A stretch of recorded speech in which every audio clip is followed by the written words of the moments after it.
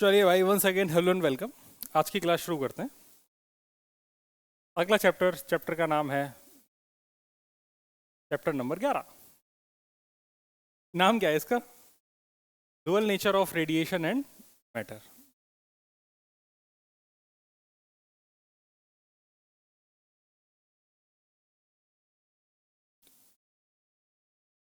यही है ना? ठीक है। तो अभी तक आप लोगों ने ऐसा पढ़ रखा था कि जो लाइट है, लाइट जैसे वेव ऑप्टिक्स में लाइट का आपने वेव नेचर देखा। वेव नेचर की वजह से आपने जितनी भी थ्योरीज थी उनके हिसाब से आपने कई चीज़ें एक्सप्लेन कर दी। आपने अभी तक एक्सप्लेन कर दिया कि लाइट इंटरफेरेंस क्यों प्रोड्यूस कर रही है, तो पता चला लाइट का वेव नेचर है।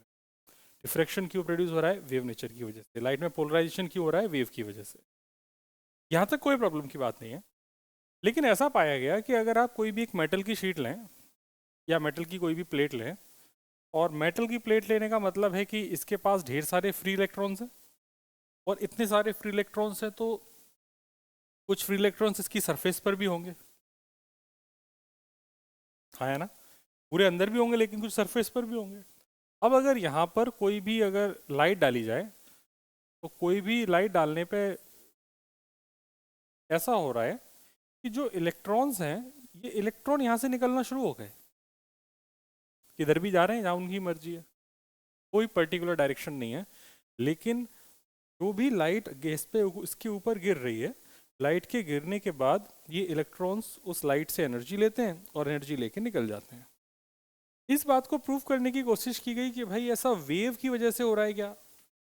अगर लाइट को अगर अपन वेव माने तो क्या वेव की वजह से ऐसा हो रहा है? तो इसका आंसर है ना ना, ऐसा वेव की वजह से नहीं हो रहा। इस बात को, इस घटना को, लाइट के गिरने से इलेक्ट्रॉन्स का बाहर निकल जाना मेटल में, इसको फोटो इलेक्ट्रिक इफेक्ट कहते हैं। क्या बोलते हैं इसको? Photo electric effect.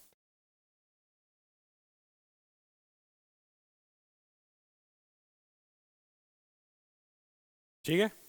अब इस फोटो इलेक्ट्रिक इफेक्ट को किस तरीके से देखा गया, तो उसके लिए इस तरीके का एक अपरेटस बनाया गया। अपरेटस ऐसा था कि एक वैक्यूम ट्यूब ली। इस वैक्यूम ट्यूब में दो टर्मिनल हो गए, एक तरफ कैथोड और एक तरफ एनोड। ये हो गया एनोड और ये हो गई कैथोड। इस कैथोड प्लेट पर जब रेडिएशन गिराया गया, तो कैथोड प्लेट पे रेडिएशन गिराया जाएगा तो यहाँ से इलेक्ट्रॉन्स बाहर निकलेंगे और इस एनोड की तरफ जाने की कोशिश करेंगे। वैसे जाएंगे तो चारों तरफ, लेकिन आपने जब यहाँ पर पोटेंशियल डिफरेंस लगा दिया, तो यहाँ पर देखोगे पोटेंशियल डिफरेंस लगाने से इसको आपने हाई पोटेंशियल रखा एनोड को और कैथोड को लो पोटेंशियल रखा, तो यहाँ पे एक इलेक्ट्रिक फील्ड जनरेट हो गया। तो जो ये इलेक्ट्रॉन चारों तरफ घूम घूम के भाग रहे थे, अब इनके पास डायरेक्शन एक ही है जाने के लिए, और वो डायरेक्शन है कि भाई साहब अब तुम चलोगे लेफ्ट से, कैथोड से चलोगे और कहाँ पर घुस जाओगे? एनोड में। ठीक है। तो यहाँ पे एक छोटा सा एक गैल्वेनोमीटर लगाया गया। तो ऐसा देखा गया कि इन प्लेट्स के बीच में तो खूब जगह है। जब यहाँ पे लाइट नहीं गिरा रहे तो यहाँ पर गैल्वेनोमीटर में कोई डिफ्लेक्शन नहीं है। लेकिन जैसी लाइट गिराई गई तो इलेक्ट्रॉन यहाँ से यहाँ पहुंचे, तो सर्किट कंप्लीट हो गया कि नहीं हो गया? तो इलेक्ट्रॉन सब पूरे सर्किट में घूमना शुरू हो गए, तो गैल्वेनोमीटर में करंट दिखना शुरू हो गया। इलेक्ट्रॉन इलेक्ट्रिक फील्ड के अपोजिट डायरेक्शन में मूव करेंगे, तो सर्किट में जो करंट फ्लो करेगी उसकी डायरेक्शन ये होगी, और इलेक्ट्रॉन इसके अपोजिट डायरेक्शन में मूव कर रहे होंगे। समझ गए बात को? तो फोटो इलेक्ट्रिक इफेक्ट को आराम से प्रूव कर दिया गया कि अगर इसके ऊपर लाइट गिर रही है तो करंट है, लाइट नहीं है तो इस गैल्वेनोमीटर में कोई भी डिफ्लेक्शन। यहाँ तक कोई समस्या नहीं? तो इस बात को एक्सप्लेन कौन करेगा कि यहाँ पर ये फोटो इलेक्ट्रिक इफेक्ट घट क्यों रहा है, ऐसी घटना घट क्यों रही है? तो इसको एक्सप्लेन करेगा बाद में श्री श्री 1008 आइंस्टाइन महाराज ने। उन्होंने ऐसा बोला कि देखो, बात ऐसी है कि लाइट पार्टिकल भी है, लाइट वेव भी है। पहले घटनाएं हो जाती हैं, उसके बाद एक्सप्लेन की जाती हैं। तो उन्होंने कहा देखो, घटना घट तो रही है ना। अगर घटना घट रही है तो इसको एक्सप्लेन ऐसे कर सकते हैं कि लाइट छोटे छोटे पैकेट्स के फॉर्मेट में आती है। एक बार जब वेव से, इंटरफेरेंस वेव से एक्सप्लेन हो रहा है, तो वो वहाँ पर वेव की तरह बिहेव कर रही है। लेकिन जो फोटो इलेक्ट्रिक इफेक्ट को एक्सप्लेन करना है, उन्होंने कहा कि छोटे छोटे एनर्जी के पैकेट्स हैं, जो सोर्स से आ रहे हैं, सोर्स मतलब सूरज है तो सूरज से आ रहे हैं, टॉर्च है तो टॉर्च से आ रहे हैं, वो एनर्जी के छोटे छोटे पैकेट्स मासलेस हैं, उनके पास सिर्फ एनर्जी है, उनका रेस्ट मास जीरो है। रेस्ट मास जीरो मतलब अगर वो रुके हुए होंगे तो उनकी स्पीड कितनी होगी, तो उनका मास कितना होगा, जीरो। वो लाइट की स्पीड से ट्रेवल कर रहे हैं और वो एनर्जी के पैकेट आते हैं, एक इलेक्ट्रॉन के साथ हाई हेलो करते हैं और उस इलेक्ट्रॉन को एनर्जी दे देते हैं। इलेक्ट्रॉन एनर्जी लेके मजबूत हो जाता है और निकल जाता है। समझ गए बात को? वो इलेक्ट्रॉन जो यहाँ पर मेटल में नीचे की तरफ घुसा होगा, उसके पास तक तो एनर्जी अभी पहुँच नहीं पाई। पहले एनर्जी उसी के पास पहुँचेगी जो सबसे टॉप पे है, तो वहाँ तक एनर्जी आ रही है, वो एनर्जी ले रहे हैं और बाहर निकलते जा रहे हैं। अगर तुमने इस तरीके का सेटअप बना लिया जहाँ पर इलेक्ट्रिक फील्ड के हिसाब से जो डिफरेंट डायरेक्शन में इलेक्ट्रॉन जा रहे थे उनको यूनि डायरेक्शनल कर दिया, तो आप उन इलेक्ट्रॉन्स को करंट प्रोड्यूस करने में भी इस्तेमाल कर सकते हैं। ठीक है, इसके बाद भी ढेर सारी चीज़ आइंस्टाइन ने इस एक्सपेरिमेंट से अपने जो एक्सप्लेनेशन से प्रूव करी। मैं सारे एक्सप्लेनेशन लिखाऊंगा, उससे पहले अपन देखेंगे कि आखिर क्या क्या डाउट्स थे जो लोगों के मन में आए कि यहाँ पर पर्टिकुलर फ्रीक्वेंसी की लाइट जब गिराई गई तब क्या हो रहा है, फ्रीक्वेंसी बढ़ाने पर क्या हो रहा है, वेव की वजह से क्या हो रहा है। मैं हर एक चीज़ धीमे धीमे एक्सप्लेन करूँगा। सबसे पहले अपन बेसिक चीज़ लिखते हैं, छोटी सी डेफिनेशन है, फोटो इलेक्ट्रिक इफेक्ट। हेडिंग लिख ली जाए, photo electric effect.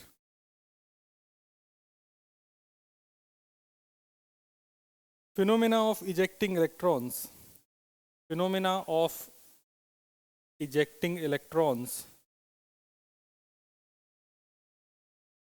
by falling light of suitable frequency, by falling light of suitable frequency or wavelength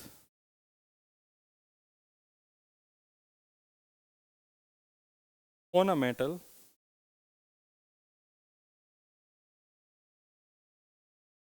is called photoelectric effect.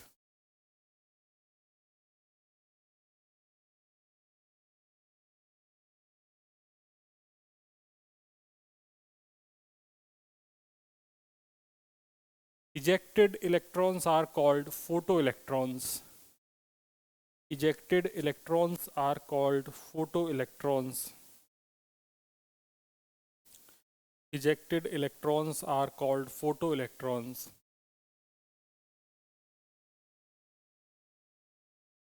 And current produced by these electrons is called photocurrent.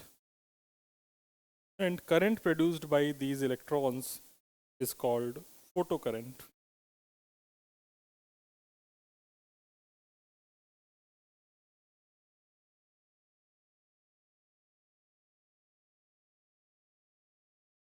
देखो ये जितनी भी घटनाएं अपन पढ़ रहे हैं ना, ये सब कब हो रही हैं? ये सब हो रही हैं 1890 से शुरू होके 1905-10 के बीच में। जितनी भी घटनाएं पढ़ेंगे, मतलब वो जो 15-20 साल हैं हिस्ट्री के, साइंस के लिहाज से काफ़ी इंपॉर्टेंट है, क्योंकि उन्हीं से काफ़ी चीज़ें डिसाइड होती हैं। तब तक लोग लाइट के डुअल नेचर को नहीं समझ पाए। डुअल मतलब दो नेचर, एक साथ वेव भी है और पार्टिकल भी है। लोग तो लाइट को वेव मान के काम कर रहे थे। तो उन्होंने जितने भी फोटो इलेक्ट्रिक इफेक्ट भी मान लो, उन्होंने कहा कि भाई फोटो इलेक्ट्रिक इफेक्ट होता है, घटना समझ में आ गई, हर्ट्स ने खोजा था कि भाई घटना हो गई। अब इसको एक्सप्लेन करना है, तो एक्सप्लेन करने के लिए कि यहाँ पर जो भी ये लाइट डाल रहे हैं, अल्ट्रावायलेट लाइट, अल्ट्रावायलेट लाइट की फ्रीक्वेंसी चेंज करेंगे तो इलेक्ट्रॉन्स कितने निकल रहे हैं, वेवलेंथ चेंज करेंगे तो इलेक्ट्रॉन्स कितने निकल रहे हैं, यहाँ इनके फ्रीक्वेंसी चेंज करने से यहाँ करंट में क्या फ़र्क पड़ रहा है, ये सब बातें वो आगे जानेंगे। और उसके बाद वो ये देखेंगे कि अगर हम लाइट को वेव मान रहे हैं तो प्रैक्टिकल में अलग चीज़ आ रही है और थ्योरी के हिसाब से अलग चीज़ आ रही है। इसका मतलब जो लाइट है वो बिहेवियर यहाँ पर वेव जैसा तो नहीं है। तो फिर समय बीतेगा, 50-60 साल बीतेंगे, फिर आइंस्टाइन आके बताएंगे कि नहीं नहीं, लाइट वेव नहीं है, लाइट तो पार्टिकल है। और कहेंगे लाइट दोनों नेचर को एग्जिस्ट करती है, और वो भी साइमल्टेनियसली लाइट के पास दोनों नेचर होते हैं। इसकी वजह से उसे अपन डुअल नेचर के नाम से जानते हैं। बिल्कुल, ये उसी तरीके की बात है कि एक व्यक्ति के घर का नाम खरगोश है, बाहर का नाम कछुआ है। एक साथ में वो खरगोश भी है, एक साथ में वो कछुआ है। जब घर वाले, रोड पे जाता हुआ व्यक्ति, जब उसे घर वाले देखेंगे तो उसे वो खरगोश लग रहा होगा, और जब बाहर वाले देखेंगे तो उन्हें वो कछुआ लग रहा होगा। आप अब अपनी कैटेगरी जो भी रखना चाहें आप रख सकते हैं। ठीक है जी, लिख लिया। चलिए, this effect was discovered by Hertz. Next point, this effect was discovered by Hertz, HERTS, HERTZ, जिनके सम्मान में फ्रीक्वेंसी की यूनिट है। Laws of photoelectric effect were given by Leonard, LENARD,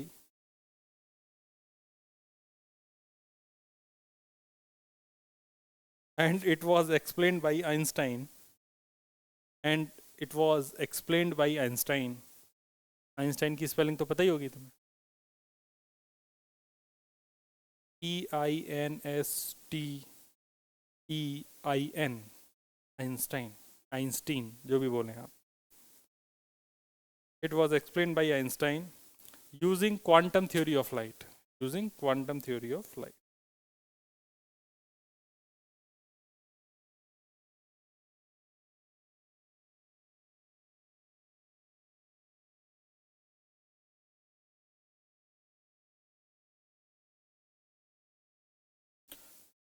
CRT में प्यारी प्यारी डेफिनेशंस, मतलब हर्ट्स की ऑब्जर्वेशन, पॉल वॉच लेनार्ड की ऑब्जर्वेशन सारी लिखी हुई हैं।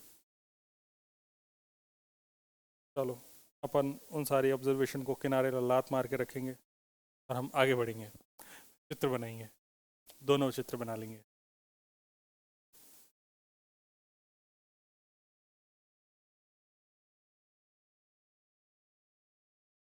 इनको चाहे तो आप ये यूवी रेज लिख सकते हैं, अल्ट्रा वायलेट रेज। कोई बोल सकता है, बता सकता है कि मैंने यूवी रेज ही क्यों इस्तेमाल करी है, इंफ्रारेड क्यों नहीं करी? तो नहीं, देखो, वेवलेंथ, वेवलेंथ कम होती है, ये अल्ट्रा वायलेट की वेवलेंथ कम है, इंफ्रारेड की वेवलेंथ ज़्यादा है। जिसकी वेवलेंथ कम है उसकी एनर्जी ज़्यादा होगी, क्योंकि इन्वर्स रिलेशन होता है, अभी आगे पढ़ाएंगे। तो इतनी एनर्जी तो होगी, इलेक्ट्रॉन को निकाल के बाहर फेंक दे।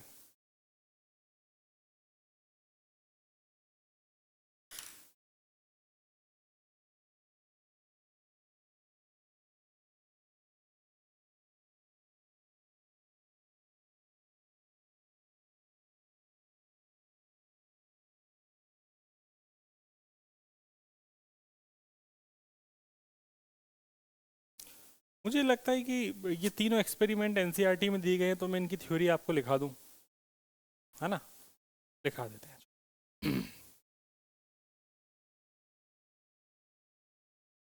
ये अपन ने एक्सपेरिमेंटल सेटअप बनाया है, राइट साइड।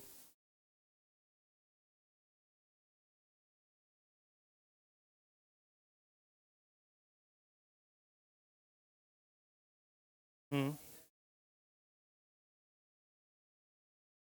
हम्म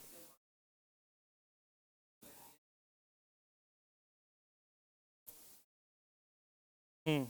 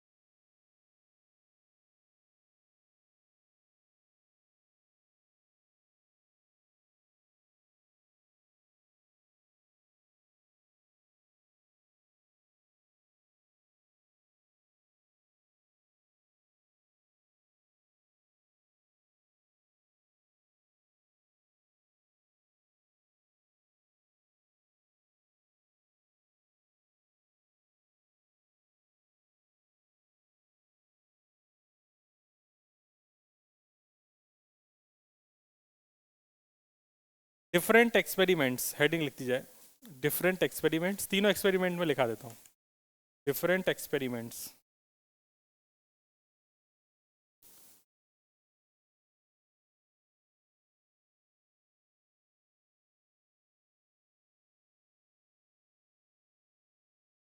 सबसे पहला एक्सपेरिमेंट है hertz experiment, hertz experiment.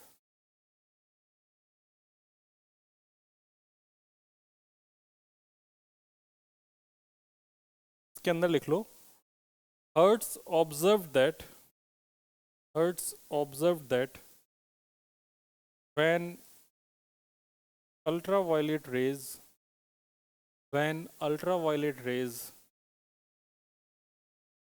are incident, are incident on a negative plate. Hertz observed that when ultraviolet rays are incident on a negative plate of electric discharge tube, of electric discharge tube,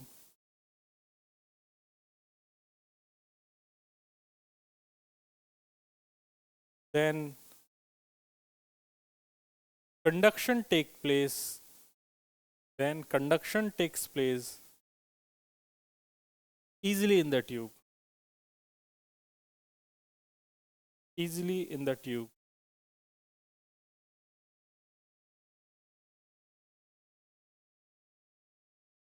तुम समझे? जो hertz था वो 1894 में तो मर गया, तो उसने मरने से पहले के उसके एक्सपेरिमेंट रहे होंगे। तो उसने देखा कि यार जब भी अपन यहाँ पे अल्ट्रावायलेट रेज गिरा रहे हैं तो कंडक्शन हो रहा है, कंडक्शन हो रहा है मतलब इलेक्ट्रॉन्स निकल के कहीं जा रहे हैं, यही तो मतलब हुआ, दूसरी प्लेट पे जा रहे हैं। तो कैथोड से निकल के कहाँ चले गए? एनोड पे।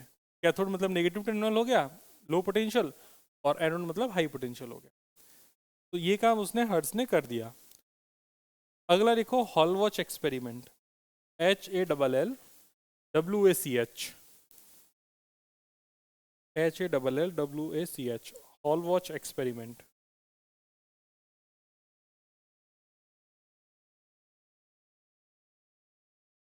he observed that he observed that if negatively charged zinc plate, if negatively charged zinc plate of electroscope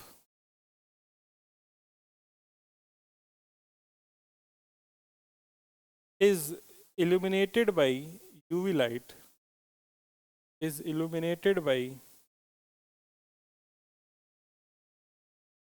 UV light, its negative charge decreases,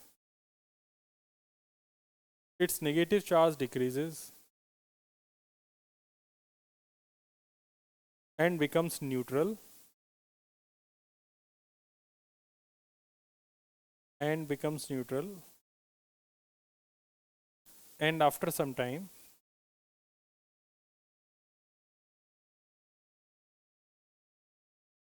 it gains positive charge.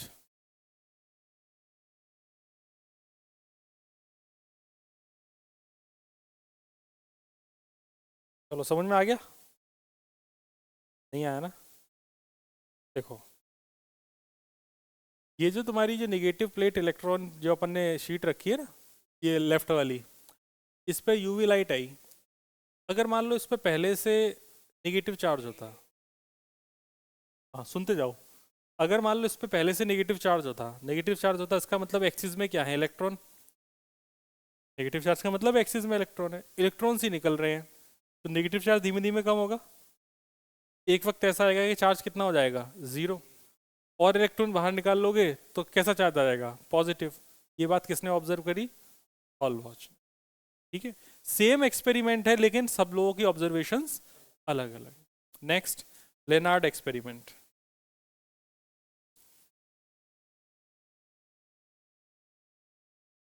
LENARD, Lennard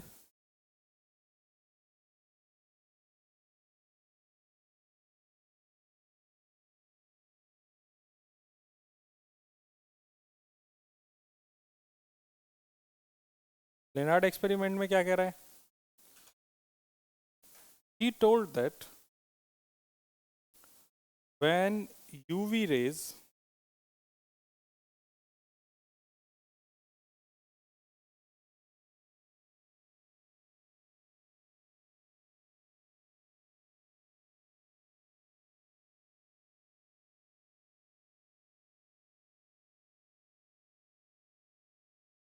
he told that when UV rays are incident on cathode,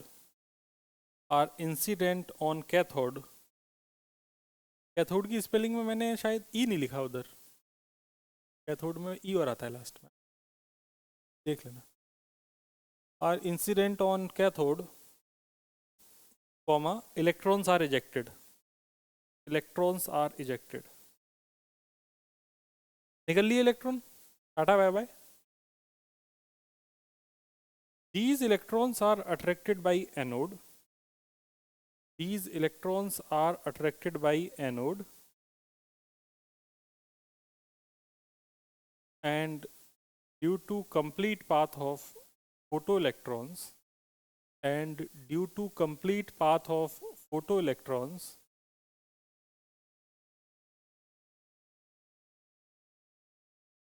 and due to complete path of photoelectrons photocurrent flows, photocurrent flows।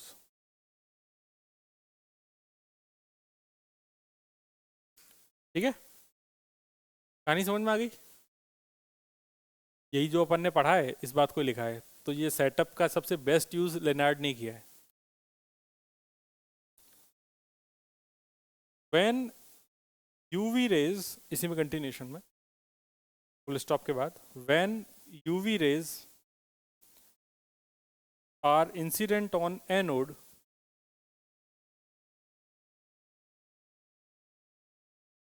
when UV rays are incident on anode, electrons are ejected, but current does not flow, but current does not flow।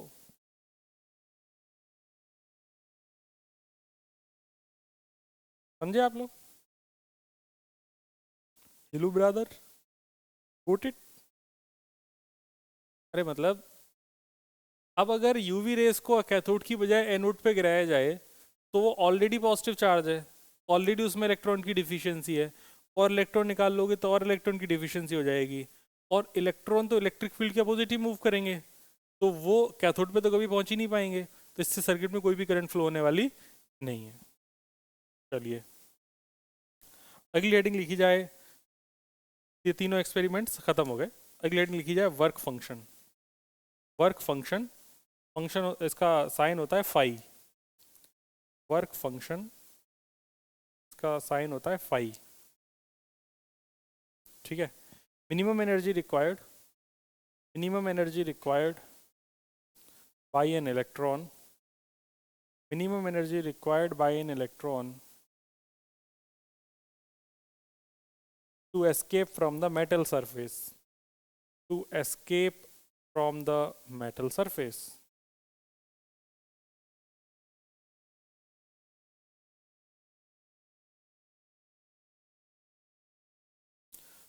अब ये जो चित्र बनाए ना, इस चित्र को देख के बनाओ कि वर्क फंक्शन किसके लिए सबसे कम होगा, जो ऊपर रखा है इलेक्ट्रॉन टॉप सरफेस पे उसके लिए, या फिर जो अंदर रखा है हरा वाला उसके लिए?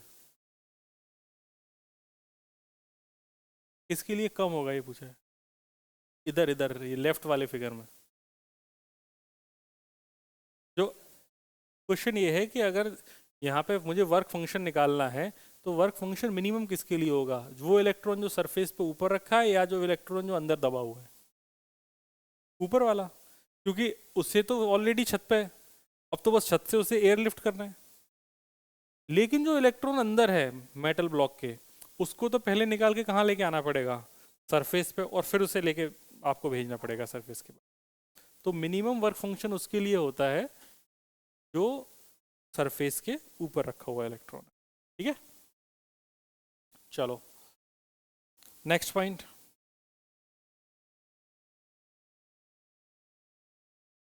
For photoelectric effect,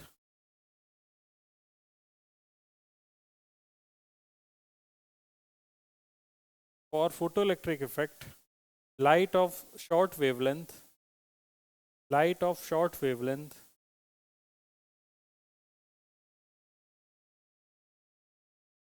ब्रैकेट में और high frequency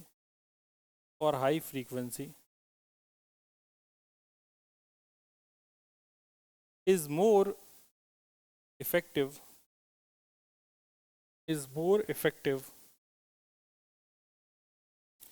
than the light of long wavelength.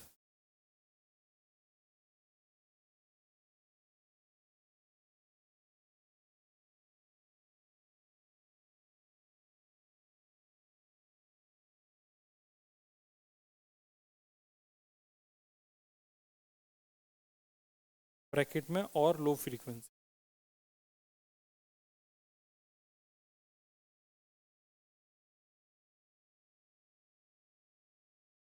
अगली heading types of emission.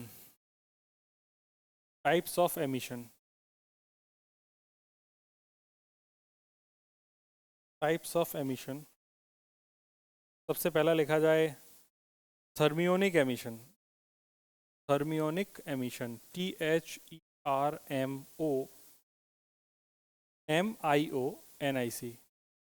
Thermionic emission. इसमें लिख लेंगे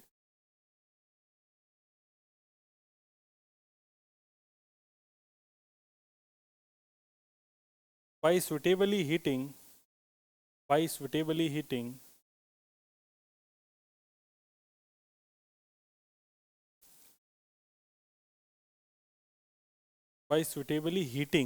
हीटिंग नहीं बेटा, हीटिंग गर्मी.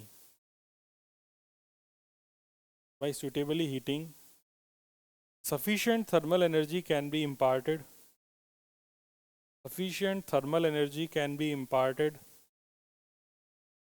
to the free electrons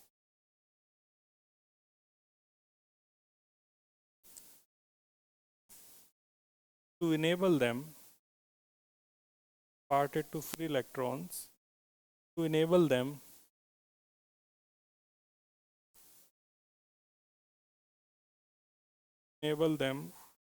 to come out of the metal.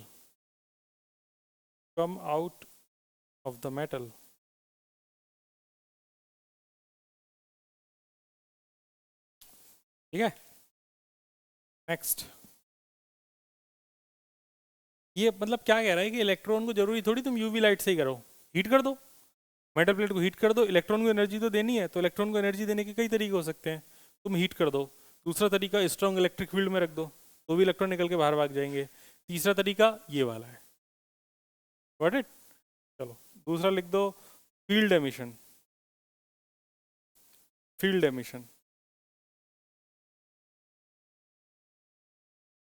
लिख दो field emission. by applying a very strong electric field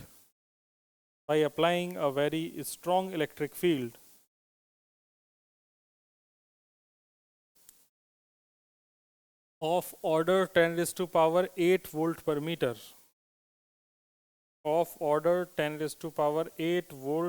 meter to a metal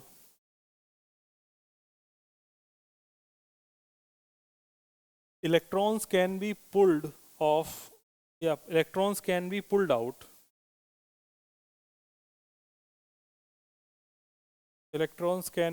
out of the metal.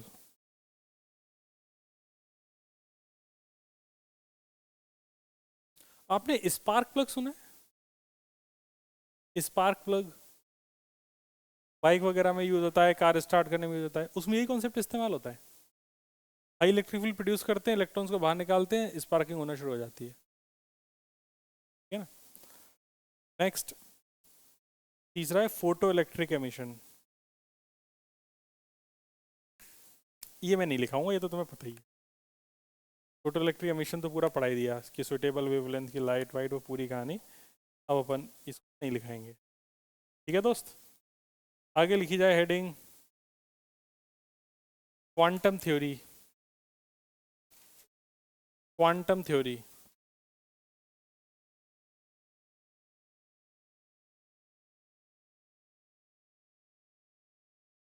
Energy radiated from a source, energy radiated from a source, energy radiated from a source propagates in the form of small packets, propagates in the form of small packets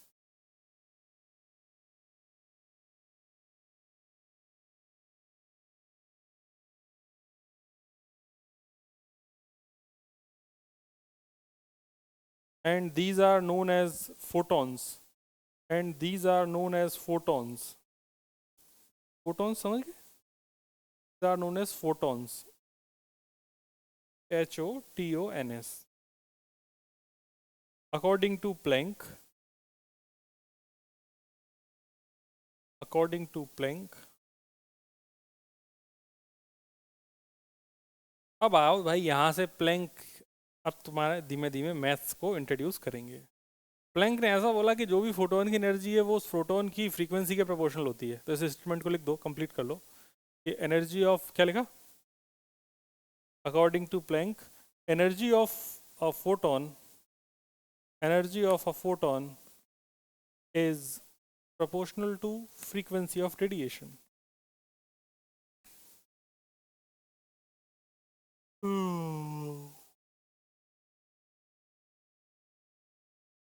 आओ मत लिख लेना।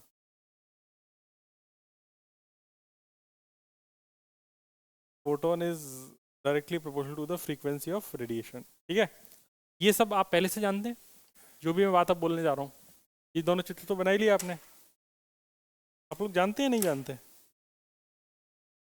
मतलब Planck के हिसाब से जो भी एनर्जी है, एनर्जी प्रोपोर्शनल टू फ्रीक्वेंसी है।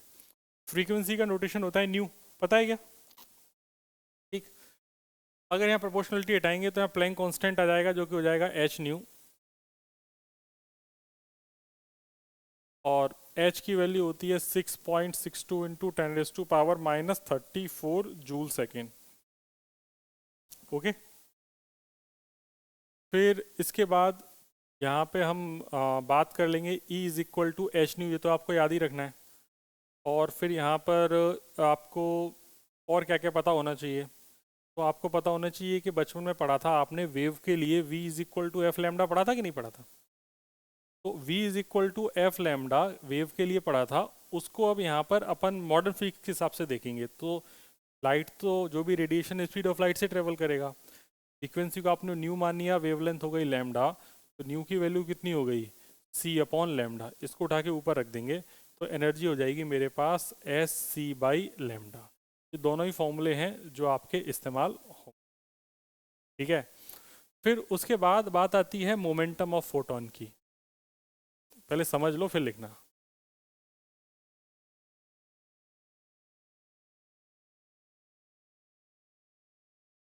देखो, फोटोन का जो मोमेंटम है उसे समझते हैं। फोटोन का मोमेंटम को डिनोट तो चलो पी से कर लो, ठीक है? वो होता क्या है? तो आप लोगों ने जो क्या? नहीं, अब क्या है, फोटोन के पास रेस्ट मास तो जीरो है, तो फोटोन को आप mv तो लिख ही नहीं सकते। आया ना? फोटोन का रेस्ट मास कितना है? जीरो। फोटोन की प्रॉपर्टी भी लिखाएंगे तो बता देंगे। रेस्ट मास अगर जीरो है तो फिर आप उसको mv तो लिख ही नहीं सकते।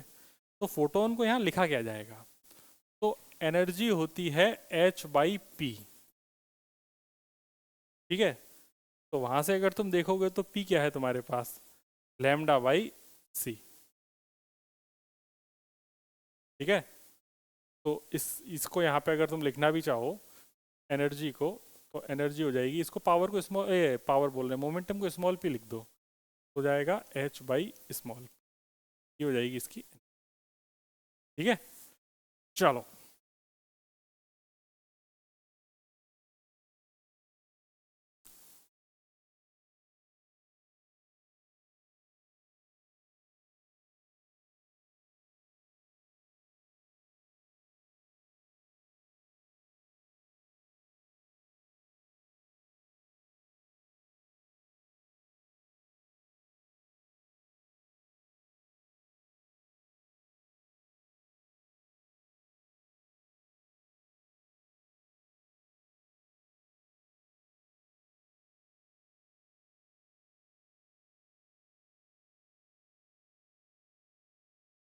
ये थोड़ा सा मैंने गलत लिख दिया है, ये नहीं होगा, ये मोमेंटम ई बाई सी होगा, नहीं भूल गया, S C by lambda divided by C से सी कट जाएगा तो ये एच बाई लेमडा होगा, मोमेंटम एच बाई लेमडा होगा फोटोन का। और आप लोग कुछ चीज़ें और डायरेक्टली याद कर लोगे थोड़ा अच्छा रहेगा, जैसे बार बार तो कैलकुलेशन आप कर ही नहीं सकते, तो इसको आप ऐसे भी लिख सकते हो 12400 डिवाइडेड बाई लेमडा। अब ये यहाँ पर ना, ये इलेक्ट्रॉन वोल्ट एंगस्ट्रॉम है, ठीक है। अगर यहाँ पे लेमडा को आप एंगस्ट्रॉम में डालोगे तो ये आंसर किस में आ जाएगा आपका, ईवी में। तो आप चाहें तो इसको ऐसे लिख सकते हैं कि ईवी लिख दो, इलेक्ट्रॉन वोल्ट, बट यहाँ पे जो here lambda is in angstrom, ये आपको रखना पड़ेगा। तो इसको ऐसे याद ही रख लेते हैं कि जो एस सी की वैल्यू है वो कितनी है 12400, या आप लोग चाहो तो सॉल्व भी कर सकते हो, 0.62 इंटू 10⁻⁻34 इंटू 3 इंटू 10⁻8, ये सॉल्व होके आती है अप्रोक्सीमेटली 12400। अच्छा, इसको ईवी में कन्वर्ट करना है तो इसको डिवाइडेड बाई ई करना पड़ेगा। ई की वैल्यू कितनी होती है, कितनी, चार्ज, इलेक्ट्रॉन का चार्ज कितना होता है 1.6 इंटू 10⁻⁻19, तो वो सबको सॉल्व करके तुम्हारे पास 12400 बनता है, तो ये हो जाएगा इलेक्ट्रॉन वोल्ट एंगस्ट्रॉम, ये आ जाएगी एस सी की वैल्यू, ठीक है। तो अपन को ये याद रखना है, ये काम का है अपने लिए, वो सब नहीं। तो ई की value S C by lambda, S C की वैल्यू 12400, और ये ध्यान रखना ये मैंने गलत लिख दिया था, मोमेंटम ई बाई सी होता है, ठीक है। पता नहीं कैसे लिख दिया, मुझे ही नहीं याद आया। तो मोमेंटम एच बाई लेमडा होगा, हाँ, सी तो पर सेकंड में, हाँ, वो कन्वर्ट करना पड़ेगा, इसको भी कन्वर्ट करना पड़ेगा, इसको भी तो मैं एंगस्ट्रॉम में कन्वर्ट करना पड़ेगा, तो इंटू 10⁻⁻, जो भी करो, कितना लिखोगे, एंगस्ट्रॉम में तो 10⁻⁻9, तो +9 हो जाएगा, ठीक है ना।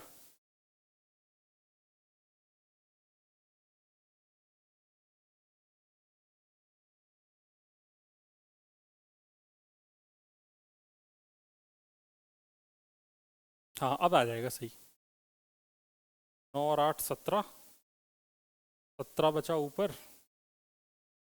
-19, 2,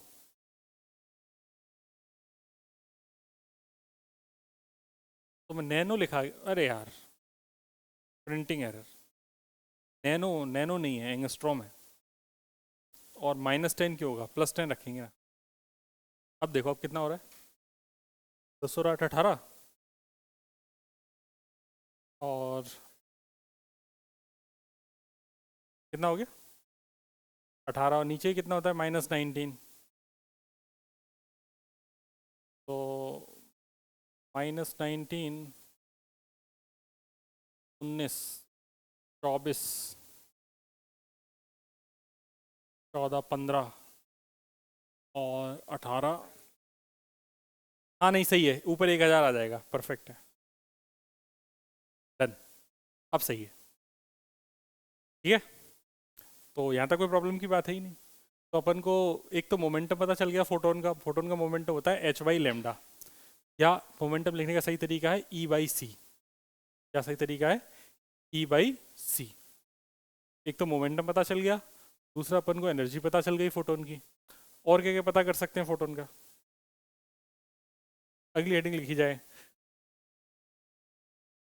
effective mass of photon, effective mass of photon,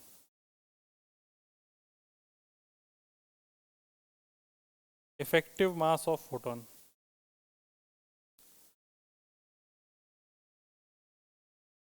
इसमें आप लोगों ने वो फॉर्मूला पढ़ेगा, E is equal to mc², है ना। तो वो जो मास है वहां से वो मास लिखना है, तो m इज इक्वल टू क्या हो जाएगा, E upon c square. Effective mass of photon,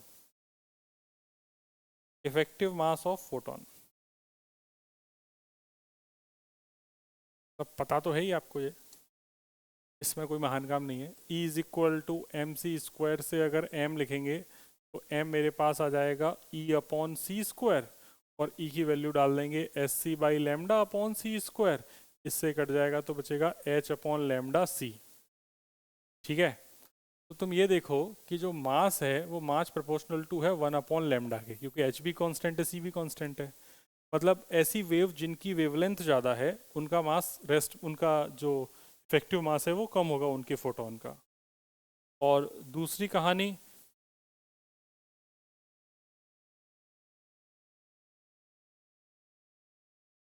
नहीं नहीं, तुम जो क्लासिकल मैकेनिक्स का जो मोमेंटम है m इंटू वी, वो लगाने की गलती मत कर देना, क्योंकि ये मास वेवलेंथ के साथ चेंज हो रहा है।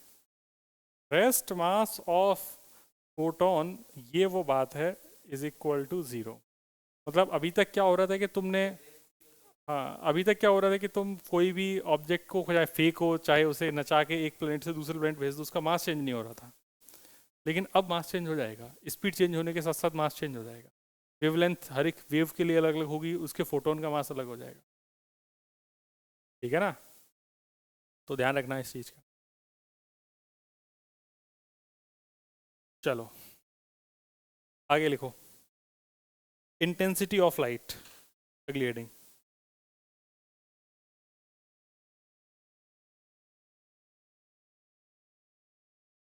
अगली हेडिंग लिख ली जाए, इंटेंसिटी ऑफ लाइट। अच्छा, वैसे इससे क्वेश्चन भी बनता है, क्वेश्चन तो तुम खुद भी कर सकते हो। रेड और वॉयलेट, किसकी वेवलेंथ ज़्यादा है? Lambda of red is equal to lambda of violet. तो जो इफेक्टिव मास होगा फोटोन का, वो रेड का कम होगा और वॉयलेट का इफेक्टिव मास ज़्यादा होगा, है ना। चलो आगे, इंटेंसिटी ऑफ लाइट, लिख ली हेडिंग, ब्रैकेट में लिख दो। हाँ, इफेक्टिव मास वो है जो वेरिएबल है, जो फोटोन की वेवलेंथ पे डिपेंड कर रहा है। तुम इसको नॉर्मल क्लासिकल मैकेनिक्स की तरह मत सोचो। रेस्ट मास मतलब वो जब मास रुका हुआ है उस वक्त उस पार्टिकल का मास कितना है। अगर तुमने लाइट को रोक दिया तो उसका कोई मास ही नहीं है, जीरो है। तो तुम चीज़ों को समझने के लिए ये सब अजम्पशंस कर रहे हो। आगे देखा जाए तो आगे अपन को देखना है इंटेंसिटी ऑफ लाइट। आई इसका नोटेशन है, it is energy per unit area per unit time. It is energy per unit area per unit time. It is energy per unit area per unit time.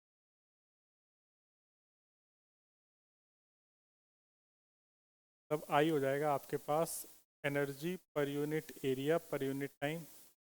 Energy upon time is power, आया ना। तो ये हो जाएगा power upon area. P momentum नहीं है, ध्यान रखना, मैंने मोमेंटम को स्मॉल पी से किया है। Here P power upon area.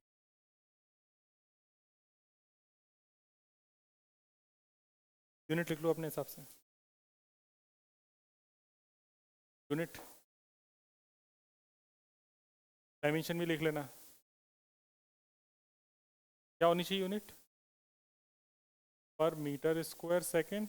और क्या हो सकती है? पावर को किस में बोलते हैं? वॉट, वॉट पर मीटर। ठीक है, डायमेंशन निकाल लेते हैं। डायमेंशन बताओ एनर्जी की। M L two T minus two upon L two into T. क्या कह रहे हैं? T by T energy upon time power होता है ना। ये हो जाएगा अपने पास कितना, एम एल जीरो माइनस, सही है, चेक कर लो।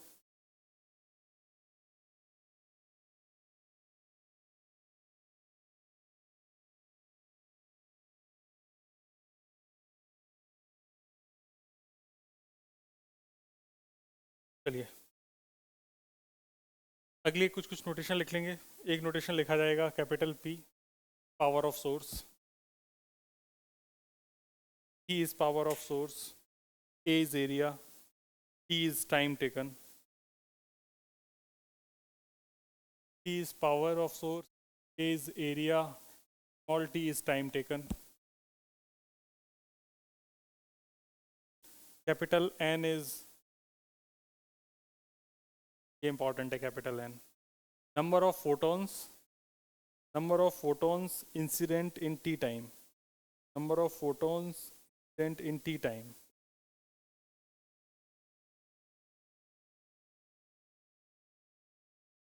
Small n. Number of photons per unit time. Number of photons per unit time या per second. Number of photons per second. Number of photons per second. और इसको क्या लिख सकते हैं, capital N upon number of photon. सारी nutrition होगी.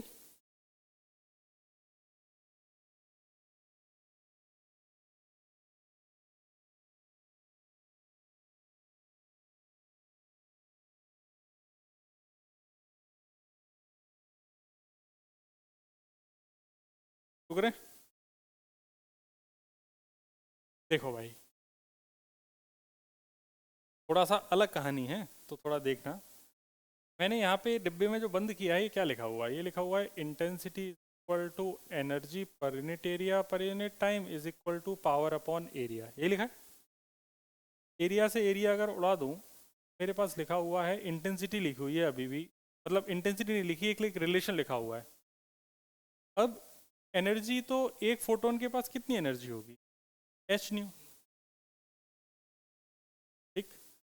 N number of photon से तो एनर्जी कितनी हो गई? N H nu. Time T है, T is equal to power P. इसके बाद एन अपॉन टी को आपने स्मॉल एन बोला, तो small n H nu is equal to power हुई कि नहीं हुई? तो स्मॉल एन की वैल्यू हो गई पावर अपॉन एच. ना समझ गया? ठीक है. ये एक फॉर्मूला बनता है, फॉर्मूले को याद रखेंगे. Power upon h new, power upon H.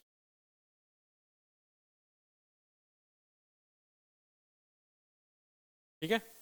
मैं अगले पेज पे जा रहा हूँ, थोड़ा सा समझा देते हैं फिर वापस आएंगे.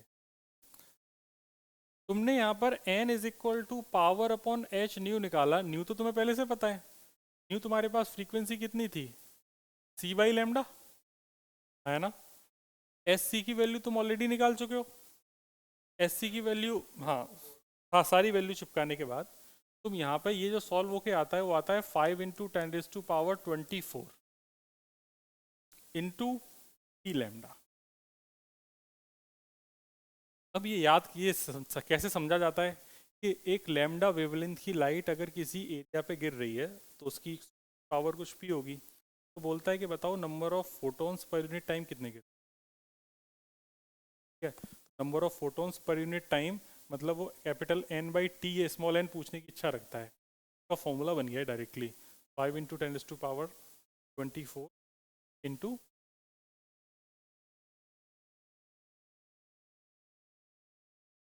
अरे लाला, वहाँ पर इलेक्ट्रॉन वोल्ट में था, यहाँ पर पावर तेरी आएगी वॉट में, लैम्डा आएगा मीटर में.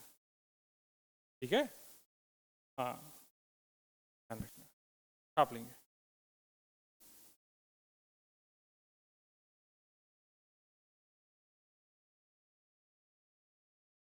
ये ध्यान रखना है ना, यहाँ पे जो पावर है वो इलेक्ट्रॉन वोल्ट वगैरह में नहीं, वो तो कैलकुलेशन इजी उसकी वजह से करते हैं, तो लिख ही देते हैं वरना फिर.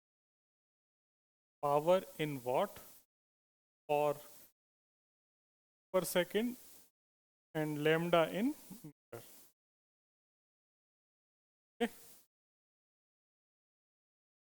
अब नहीं भूलेंगे. कुछ कुछ फॉर्मूले बन गए आपके जीवन में.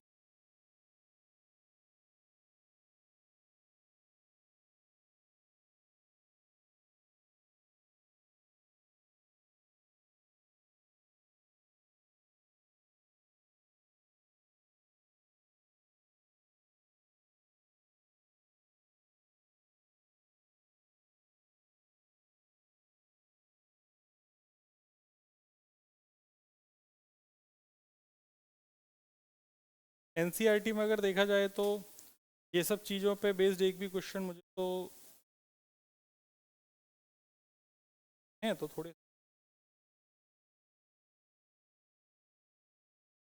Lambda is equal to h by p सब पे हैं तो बेस्ड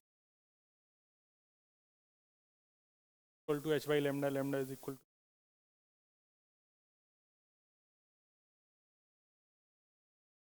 के बाद एनसीईआरटी में क्वेश्चन इजी इजी ना कोई लोड नहीं है।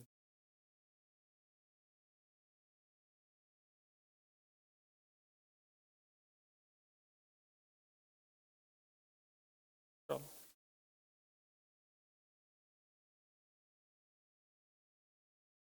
एनसीईआरटी के बाद अपन आगे अपने मुद्दे में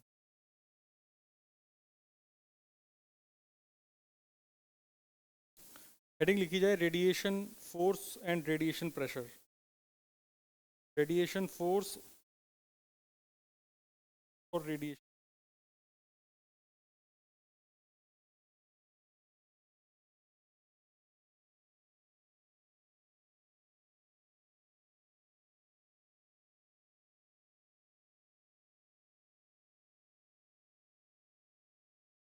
लिख लिया।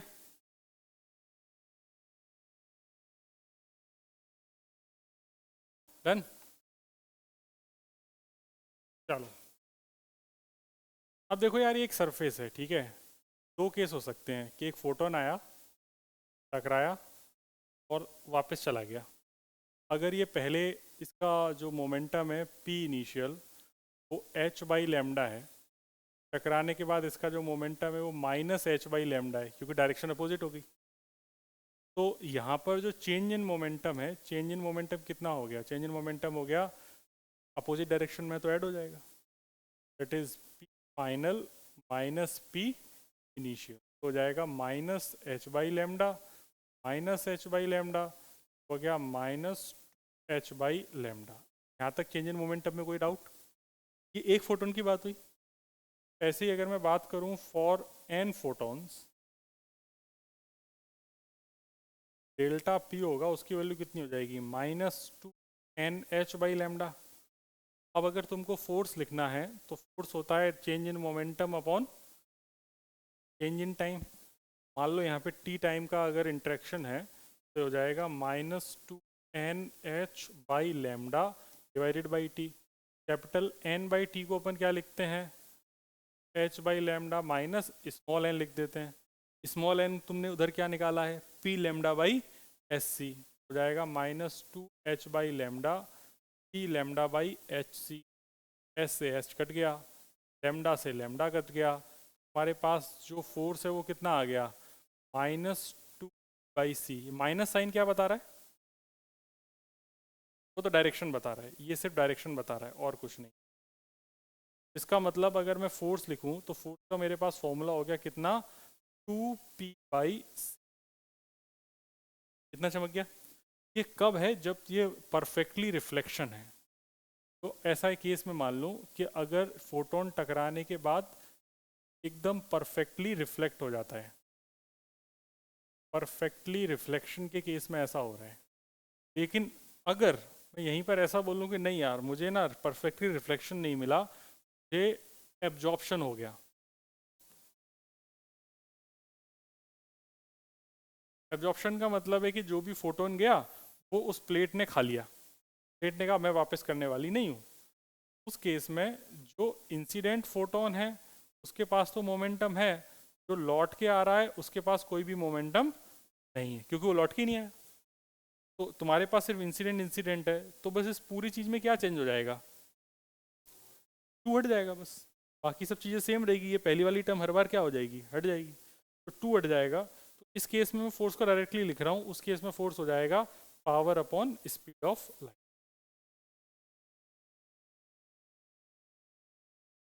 क्या समझ में आ गया? हाँ ये फोर्स बिल्कुल फील होता है, बहुत कम होता है, बिल्कुल फील होता है,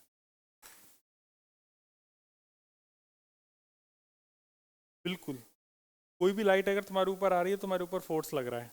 लेकिन वो रेडिएशन प्रेशर या ये फोर्स है वो इतना कम है कि हम इसके बारे में कभी डिस्कशन ही नहीं करते। अब इसमें काम करो, तुम्हें प्रेशर अगर निकालना है तो यहाँ पे प्रेशर भी निकाल सकते हो, जैसे कि ऐसा समझ लो, रंग बदल के भी समझ। जैसे मान लो यहाँ पर मैं बोलूँ प्रेशर, क्योंकि हेडिंग में शायद तुमने प्रेशर लिखा है ना। अगर यहाँ पे प्रेशर लिखोगे तो प्रेशर क्या होता है, force upon area, that is P upon C by A। Power upon area intensity होता है, तो हो गया intensity divided by speed of light. यहाँ पर प्रेशर लिखोगे तो क्या लिखोगे, वही प्रेशर फोर्स अपॉन एरिया।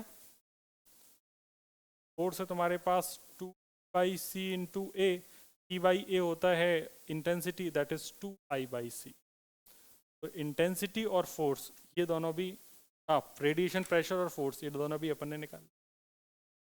ठीक है,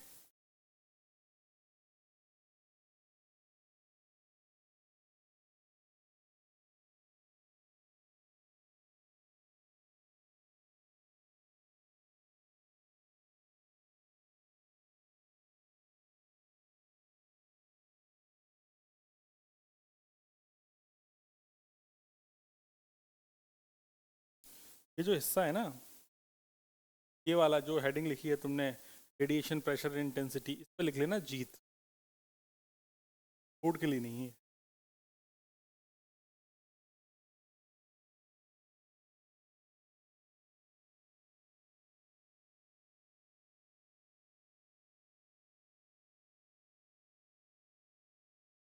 करेंगे आप,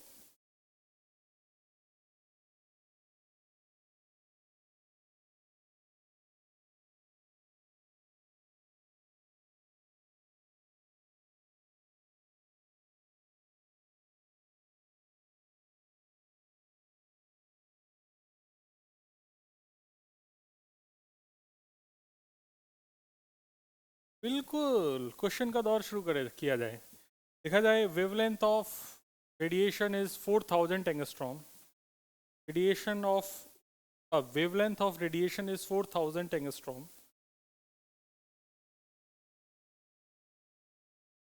Find energy of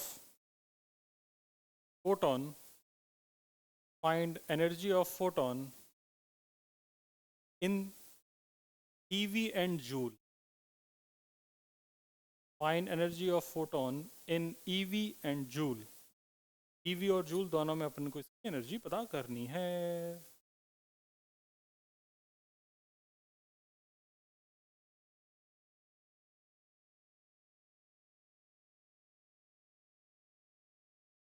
आसान क्वेश्चन है, फटाफट हो गया होगा।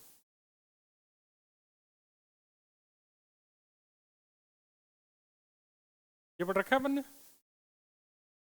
तो अपने को पता है 12400 ये हो गया, नीचे 4000 हो गया। क्यों ढिचके हो, 4×12, 4×1 3.1 इलेक्ट्रॉन वोल्ट हो गई। लेकिन अपन को किस में चाहिए, जूल में। जूल में कैसे निकालेंगे, तो अपन ई की वैल्यू रख देंगे, तो एनर्जी आ जाएगी 3.1 इंटू ई वैल्यू 1.6 इंटू 10⁻⁻19 जूल में कन्वर्ट होगी। तो कन्वर्जन तुम सीख जाओ, इसलिए क्वेश्चन कराया है। 16×16 प्रति 48, 48 और 1 49, 4.96 इंटू 10⁻⁻19। ये आ रहा है।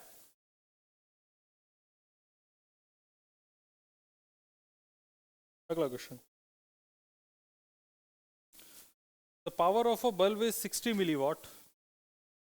The power of bulb is 60 milliwatt.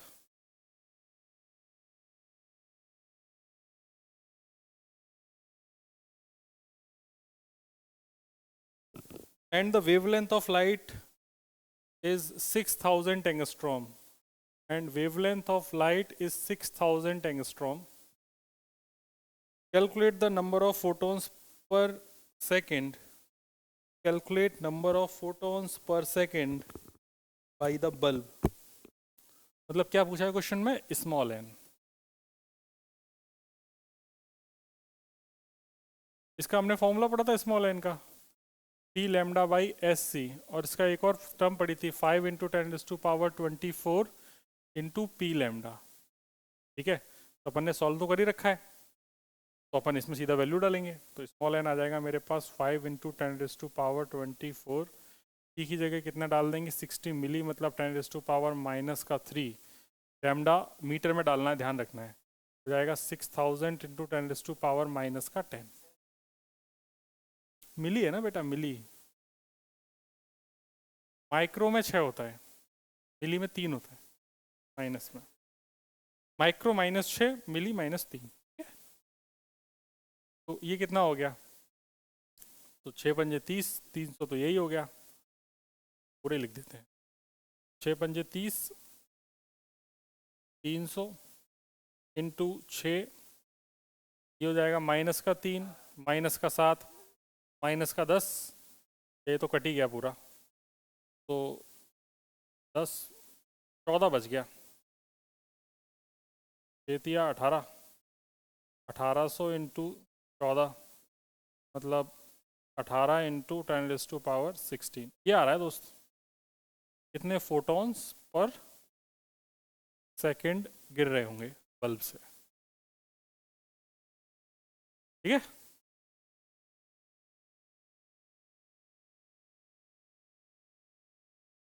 वो तो अपने ऊपर है ना, कितना बड़ा करना चाहें चैप्टर को।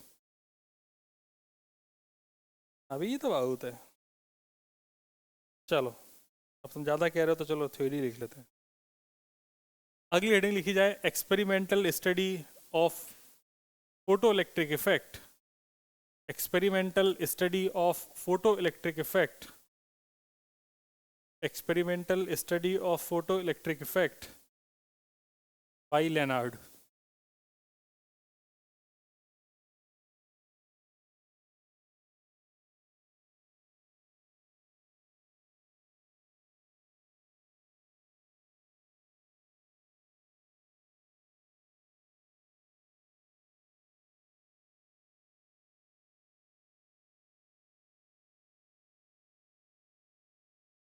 सबसे पहला लिखा जाए इसके अंदर, the effect of potential difference, the effect of potential difference between cathode and anode, between cathode and anode.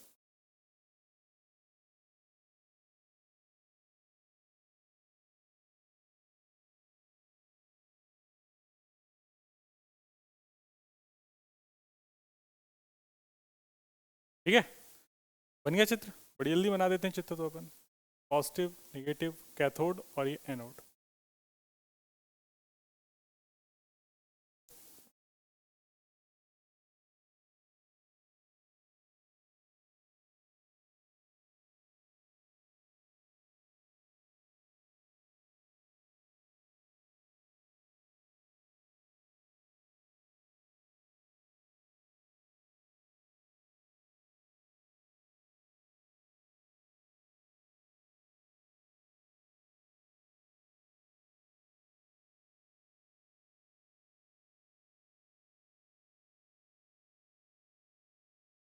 चलो शुरू करें, बन गया।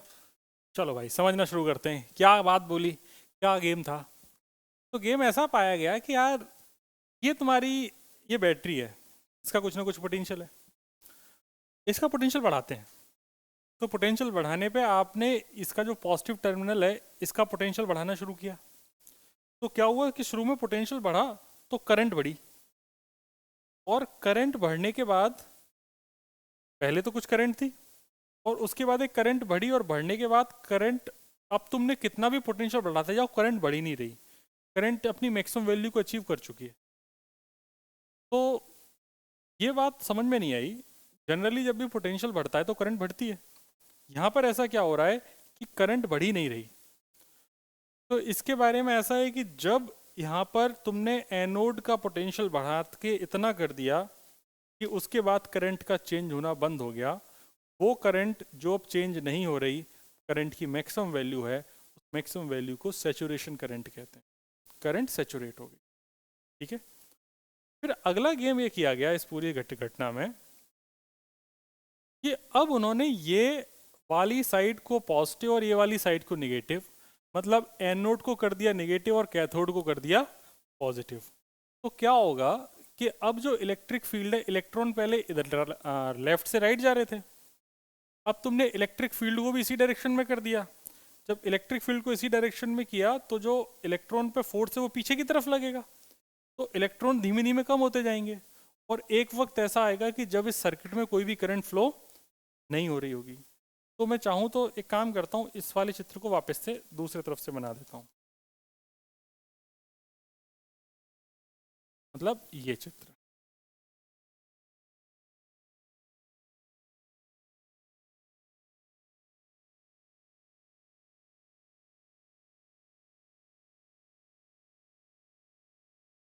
ठीक है, इस बार ये हाई हो गया, ये लो हो गया, it is cathode, it is anode. तो जो इलेक्ट्रॉन है, उस इलेक्ट्रॉन पे जो फोर्स है वो फोर्स पीछे लग रहा है, इलेक्ट्रिक फील्ड आगे है। तो जो इलेक्ट्रॉन में यहाँ सर्किट में फ्लो होने वाली जो करंट है वो धीमे धीमे कम होगी, और कम होके फाइनली कितनी हो जाएगी, जीरो। और अब तुम इसको हाई पोटेंशियल कर दिया है, इलेक्ट्रिक फील्ड इधर है, अब उसके बाद इस पोटेंशियल को तुम कितना भी बढ़ाते जाओ, यहाँ पर इलेक्ट्रॉन अब लेफ्ट से राइट तो जा ही नहीं सकते, क्योंकि इलेक्ट्रिक फील्ड की डायरेक्शन अपोजिट है, इलेक्ट्रॉन का फ्लो हो ही नहीं सकता। तो जो पॉसिबिलिटी है वो ऐसी है कि भाई अगर तुमने इसको पीछे बढ़ाया, मतलब पोटेंशियल को निगेटिव कर दिया, तो निगेटिव पोटेंशियल करने पे एक वक्त ऐसा आया जहाँ पर इस सर्किट में कोई भी करंट फ्लो नहीं कर रही थी, वो पोटेंशियल जिस पर कोई भी करंट सर्किट में फ्लो नहीं कर रही है, उस पोटेंशियल को बोलते हैं स्टॉपिंग पोटेंशियल। क्या बोलते हैं, स्टॉपिंग पोटेंशियल। और ये जो वैल्यू है इसको बोलते हैं आई सैचुरेशन। दोनों बातें समझ गए कि अगर एनोड को हाई पोटेंशियल रख के, यहाँ पर इलेक्ट्रिक फील्ड की डायरेक्शन इस साइड है, इलेक्ट्रॉन मस्त आराम से जा रहे थे, लेकिन पोटेंशियल बढ़ाया, इतना बढ़ा दिया कि बढ़ाने के बाद अब करंट नहीं बढ़ रही है, जबकि अगर नॉर्मल सर्किट होता तो पोटेंशियल बढ़ेगा तो करंट बढ़ेगा, ऐसा यहाँ पे नहीं हुआ। तो ये बात को एक्सप्लेन ही नहीं कर सकते, कैसे एक्सप्लेन करोगे? कोई है तरीका समझ में आ रहा है कि पोटेंशियल हम बढ़ाते जा रहे हैं, सर्किट का करंट नहीं बढ़ रहा, ठीक है। और दूसरी बात, उल्टा कर दे रहे हैं, अगर उल्टा कर दिया अपन ने तो जनरली क्या होना चाहिए, अगर उल्टा कर दिया तो करंट की डायरेक्शन उल्टी हो जानी चाहिए।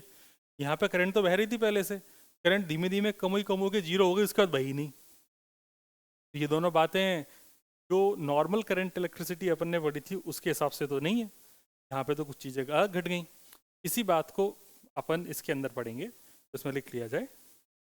आप चित्र बनाएंगे, पहले चित्र बना लीजिए, अच्छा लग रहा है, यहाँ फैल जाएगा। एसी में तो फ्लक्चुएटिंग है, कभी फ्लक्चुएटिंग इलेक्ट्रिक फील्ड बनेगी, उसका तो कोई सेंस ही नहीं है। इलेक्ट्रॉन तब तो फोटो इलेक्ट्रिक इफेक्ट ही नहीं दिखेगा, ऑब्जर्व ही नहीं कर पाएगा।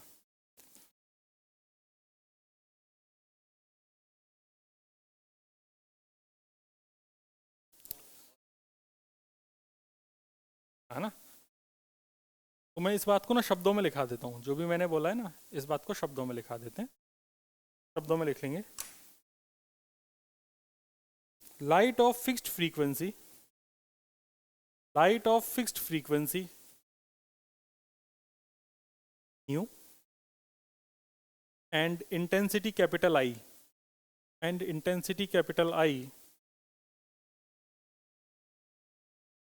is incident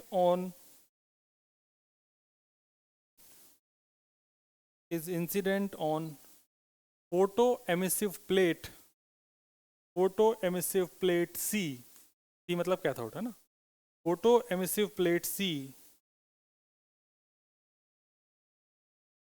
keeping a positive, keeping a positive, keeping a positive, A मतलब anode, keeping a positive with respect to C, keeping a positive with respect to C, full stop. If positive potential of A is gradually increased, if positive potential of A is gradually increased, current first increases,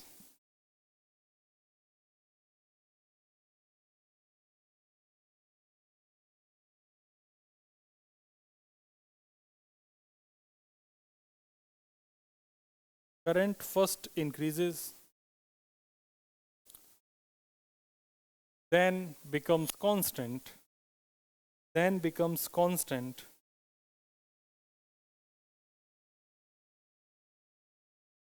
This maximum value of photocurrent is called saturation current. This maximum value of photocurrent is called saturation current. Maximum value of photocurrent is called saturation current.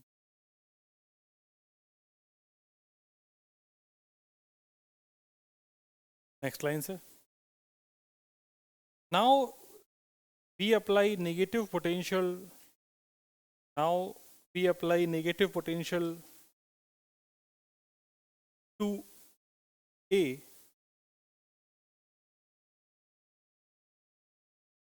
To A. Now we apply negative potential to A. जैसे यहाँ बता रखा है. With respect to C. With respect to C.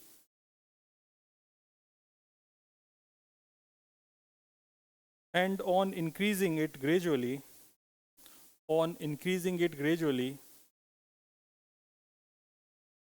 decreases and becomes zero. Current decreases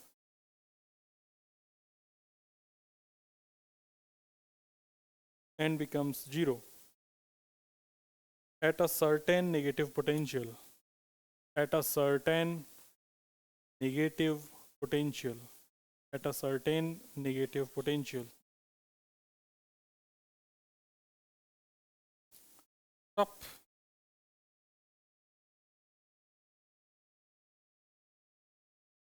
Magnitude of minimum negative potential. Magnitude of minimum negative potential. The magnitude of minimum negative potential at which photocurrent becomes zero.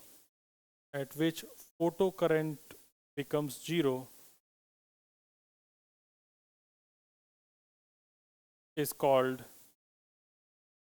stopping potential. Is called stopping potential.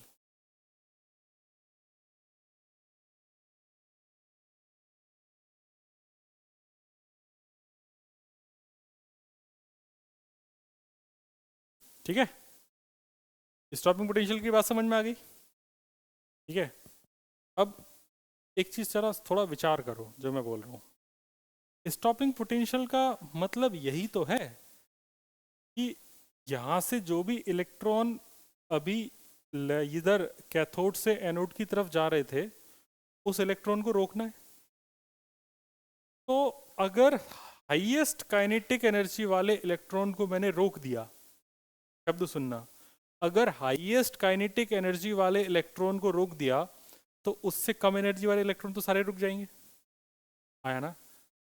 तो मैं ऐसा बोल सकता हूं कि जो stopping potential है उससे मैं काइनेटिक एनर्जी की मैक्सिमम वैल्यू निकाल सकता हूं ऑफ फोटो इलेक्ट्रॉन.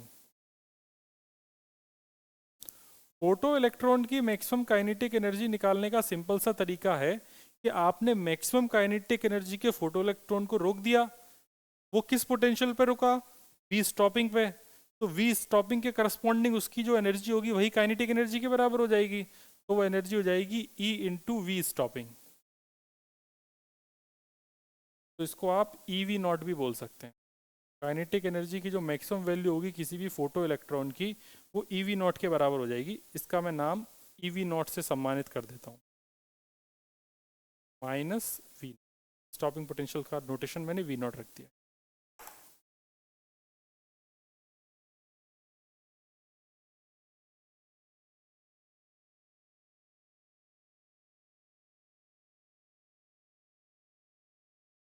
समझ गए बात को? चलो भाई, बात समझ में आ गई तो इस बात को भी लिख लिया जाए. At stopping potential,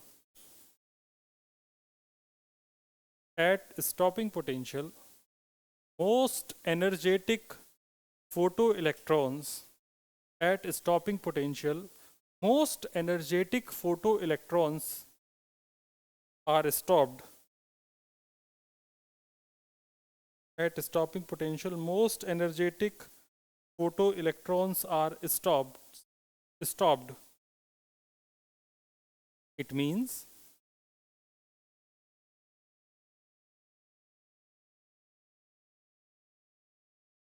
stopping potential measures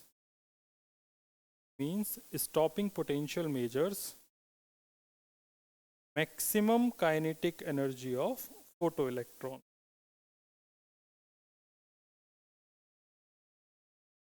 It measures maximum kinetic energy of.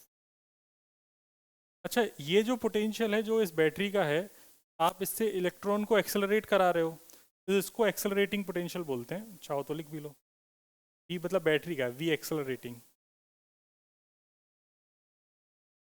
क्या लिख दिया मैंने? या V, आप V x भी छोड़ दोगे तो भी चलेगा, V एक्सेलरेटिंग। ठीक है, छाप लो जो भी चित्र वगैरह बचे हुए हैं आपके स्क्रीन पे। ये चित्र बना है क्या? तो बना लेना। ध्यान रखना कर्व है, स्ट्रेट लाइन नहीं है। तो इसका मतलब ये तो तुम्हें समझ में आ गया कि यहाँ पे रायता तो फैल चुका है। सबसे पहली बात तो ये फैली कि यार पोटेंशियल बढ़ाने से करंट नहीं बढ़ रही है, और दूसरी बात ये कि अगर टर्मिनल उल्टे कर दे रहे हैं तो करंट की डायरेक्शन चेंज होनी चाहिए थी, वो नहीं हुई, करंट जीरो हो गई और उसके बाद आई नहीं करंट। इसके बाद अब तुम पोटेंशियल को कितना भी निगेटिव करते जाओ, करंट आने वाली नहीं है। ठीक है, तो ये यहाँ से दो चीज समझ में आ रही है कि जहाँ पे रायता तो फैल चुका है, इसका एक्सप्लेनेशन अब अपने पास नहीं। आगे पढ़ेंगे आप, पढ़ ही लेते हैं। Effect of intensity of light, effect of heading. पहली हेडिंग क्या थी? Effect of potential difference between cathode and anode. दूसरी हेडिंग लिखेंगे effect of intensity of light.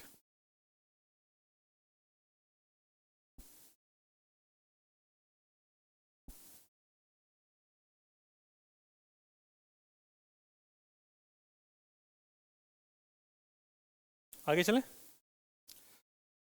तो यार बात ऐसी है कि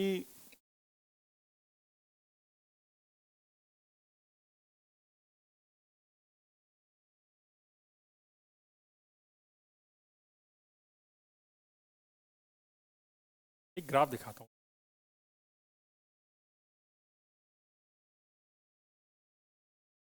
ये ग्राफ दिख रहा है? ये ग्राफ है फोटो करंट वर्सेस इंटेंसिटी का। किसी को किधर भी ले सकते हैं, कोई प्रॉब्लम नहीं है, इसको आगे पीछे भी कर सकते हैं क्योंकि प्रोपोर्शनलिटी के साथ है। मतलब ऐसा है कि जो करंट है, photo current is proportional to intensity. Intensity is I, photo current is I p. अब इंटेंसिटी का मतलब ये है कि वेव में इंटेंसिटी का मतलब क्या होता था? एनर्जी ज़्यादा आना, यही मतलब था, है ना? तो यहाँ पे ऐसा है कि जैसे जैसे इंटेंसिटी बढ़ती जा रही है वैसे वैसे फोटो करंट बढ़ती जा रही है। ये ऑब्जर्वेशन मिली। एक और ऑब्जर्वेशन मिली बड़ी प्यारी। वो ऑब्जर्वेशन ये थी कि इसके बाद तो मतलब सिस्टम ही हिल गया इनका।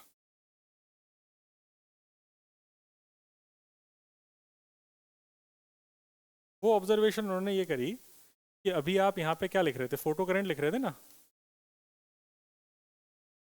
और यहाँ पर एक्सेलरेटिंग पोटेंशियल था।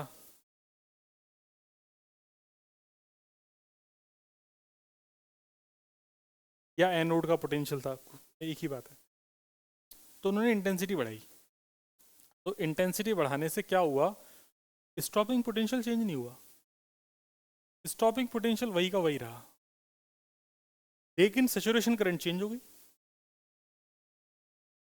जैसे जैसे इंटेंसिटी बढ़ाते जाएं वैसे वैसे सैचुरेशन करंट चेंज होती जा रही है, और यहाँ पर रहने वाला जो अपने पास स्टॉपिंग पोटेंशियल है वो बिल्कुल भी चेंज नहीं हुआ। ये माइनस वी नॉट अभी भी है। यहाँ की इंटेंसिटी I1, यहाँ की इंटेंसिटी I2, यहाँ की इंटेंसिटी I3। तो बोल रहा है कि इंटेंसिटी बढ़ाते जा रहे हैं, सैचुरेशन करंट बढ़ती जा रही है। इसके करस्पॉन्डिंग यहाँ पर कोई सैचुरेशन करंट आई होगी I3, यहाँ पर कोई सैचुरेशन करंट आई होगी I2, और यहाँ पर कोई सैचुरेशन करंट आई होगी I1। एक चीज़ देख रहे हो, मैंने कैपिटल आई से इंटेंसिटी और स्मॉल आई से सैचुरेशन करंट को डिनोट किया है। That is IS3 is greater than I saturation 2 is greater than I saturation 1। समझ गई बात? अच्छा, वेव अगर मान रहे हो तो ऐसा नहीं होना चाहिए था। वेव मानने में क्या है कि अगर तुमने मान लो इंटेंसिटी वेव की बढ़ा दी, लाइट को वेव मान रहे हो तो इंटेंसिटी बढ़ा दी, तो इंटेंसिटी बढ़ाने पे स्टॉपिंग पोटेंशियल चेंज हो जाना चाहिए, क्योंकि अब तुम किसी चीज़ को रोकोगे तो रोकने के लिए तुम्हें ज़्यादा एनर्जी चाहिए ना, लेकिन ऐसा नहीं हुआ यहाँ पे, स्टॉपिंग पोटेंशियल अभी भी सेम है। तो ये चीज़ को एक्सप्लेन कौन करेगा, समझ में ही नहीं आ रहा कि वेव मान रहे हैं तो वेव में तो भारी चीज़ को ज़्यादा एनर्जी वाले को रोकने के लिए ज़्यादा एनर्जी चाहिए, ज़्यादा पोटेंशियल चाहिए, पोटेंशियल चेंज ही नहीं हो रहा। ठीक है, ये दो ऑब्जर्वेशन इंटेंसिटी के अपन को देख लेनी है, लिख लेंगे। When intensity of given source able to produce PEE is able to produce PEE, the intensity of given source is able to produce PEE,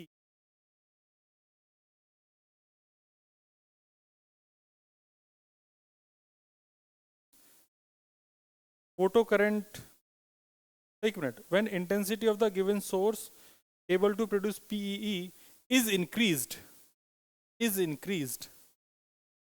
then saturation current increases, but stopping potential remains same,